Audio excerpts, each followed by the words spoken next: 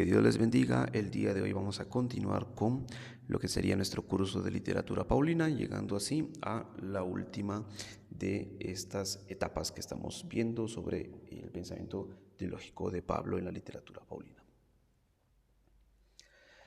Para ello lo que tenemos es un tema importante que es la neumatología. La neumatología tiene que ver con la doctrina del Espíritu Santo, en este caso desde la literatura paulina. Un tema central en Pablo. En Pablo el tema del Espíritu es muy importante, puesto que habla de la promesa o el cumplimiento de esta promesa de la presencia. Entonces, su presencia es crucial para hablar de la continuidad y discontinuidad. Esto tiene que ver entre esa relación del Antiguo Testamento con el Espíritu que se nos dice que había cesado, y a la vez con esa recepción también del Espíritu como aquel que Pablo lo presenta en sus términos, que da la seguridad, que es el sello, que es las arras justamente de lo que se ha obtenido en Jesús, que sería la salvación. Básicamente el espíritu es la presencia renovada de Dios. Por ello, para Pablo, la presencia del espíritu es un tema importantísimo, un tema central básicamente, porque da cuenta de la presencia de Dios renovada, en este caso para con su pueblo.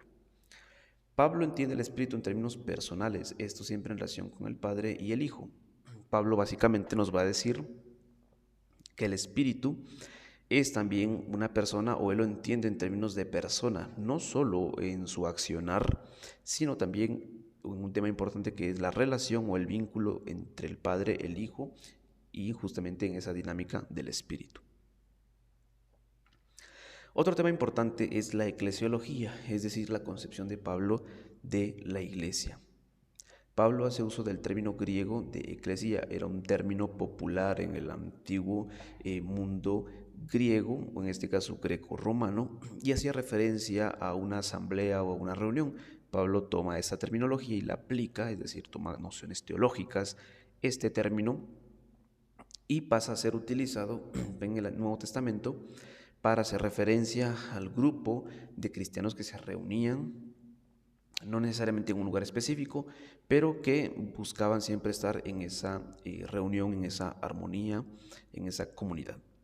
Pablo concibe a la iglesia de forma orgánica, no numérica, es decir, como un organismo vivo, no tanto como una forma de números que presentar o que llenar solamente. A la vez, también otro término que aparece o que hace referencia mucho a la literatura paulina es el término laos, que hace referencia a pueblo, dando a entender que la iglesia, con la recepción del Espíritu, se ha convertido en el nuevo pueblo de Dios. No necesariamente que el pueblo de Dios tenga ahora una vinculación étnica o geográfica, sino en este caso desde la perspectiva del Espíritu, es decir, desde la recepción del Espíritu, es el vínculo que nos une como pueblo de Dios. Y en la eclesiología, que básicamente es el entendimiento de lo que sería el tiempo, a la vez con ciertos sucesos que están ocurriendo también, que son el cumplimiento de algo. En Pablo es notable el dualismo apocalíptico entre este siglo y el siglo venidero. Este dualismo está presente en los evangelios y especialmente en el pensamiento de Jesús. Es decir, Jesús entiende esa contraposición entre este tiempo presente y el tiempo que ha de venir, o el futuro en todo caso. Pablo, como cristiano, modificó radicalmente este dualismo temporal debido a lo que Dios había hecho en la misión histórica de Jesús. El contraste entre los dos siglos no permanece intacto. Es decir, si bien Pablo entiende este dualismo apocalíptico, para Pablo va a ser importante la figura de Jesús, puesto que es gracias a él que se mantiene este dualismo, porque Jesús, su persona y misión concretas en la historia humana, es decisiva para el entendimiento tanto de lo pasado como lo presente y a la vez lo futuro o lo que está por venir. Y esto se va a vincular con la recepción, en este caso, de la presencia de Dios, que sería el Espíritu, y a la vez con su concepción de eclesiología. Es decir, estas tres áreas están vinculadas muy fuertemente y la base siempre es Jesús, en especial desde la escatología paulina, puesto que Jesús va a ser importante en su concepción del tiempo y a la vez del cumplimiento de los sucesos. Y para cerrar sobre la literatura paulina, un poquito de su importancia, es un punto que cumple un propósito específico, ya sea corregir, exhortar, aconsejar, consolar, recomendar. Hacia eso va enfocada la literatura paulina. También podemos presentar que carece de estructura teológica, es decir, no cumple con una estructura como tal vez lo hará otros escritores del Nuevo Testamento en temas de teología. La literatura paulina no va a cumplir con esa estructura propiamente teológica. Podríamos hacer una excepción tal vez con Romanos y aún así Romanos cumple cierto propósito, no necesariamente teológico, pero es una de las mejores exposiciones de la teología paulina o de su pensamiento.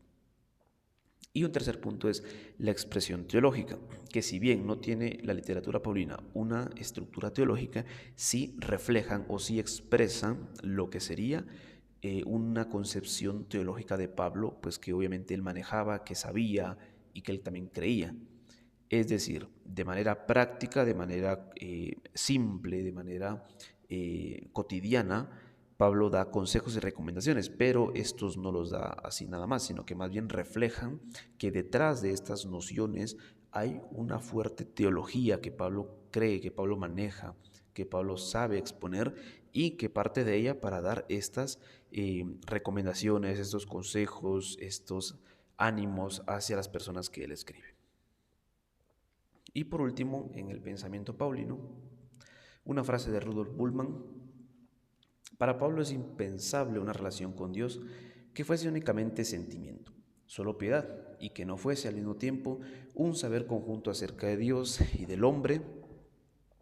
El acto de fe es al mismo tiempo un acto de conocimiento y, de acuerdo con ello, el conocimiento teológico no puede separarse de la fe.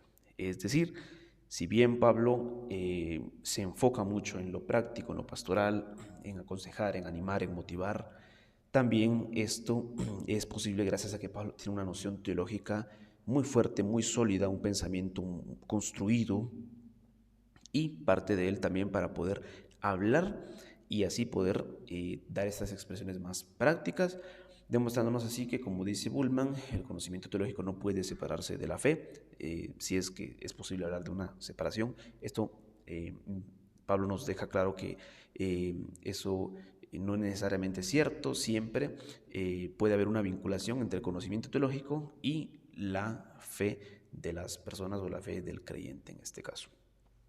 Muy bien, de esa manera hemos llegado al último punto de lo que sería la literatura paulina y en este caso la teología de Pablo desde la literatura paulina. Ha sido un gusto, que Dios les bendiga.